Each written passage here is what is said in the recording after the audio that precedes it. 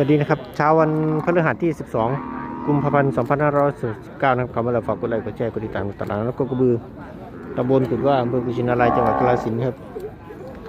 วันนี้ค่อนข้างจะเงียบเหงาซบเซานะครับเงียบเหงาซบเซาในห่างเวียดนามกลับสิบเบิร์ดแล้วนะครับกลับบ้านไปสิบเบิร์ดแล้วนะครับงัวร้อยเนื้อร้อยใหญ่สุดเด็กขาย26นะครับ25 26นะครับ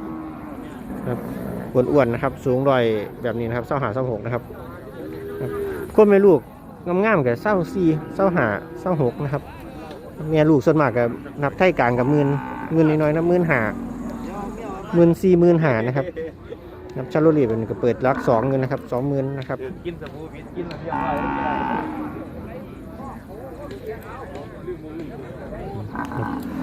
ยงน้อยๆจ้อยๆกับนะครับงัวจอยกับ10,000 กว่าบาทนะครับ10,000 12,000นะครับแม่แยกลูกผอมๆนะครับ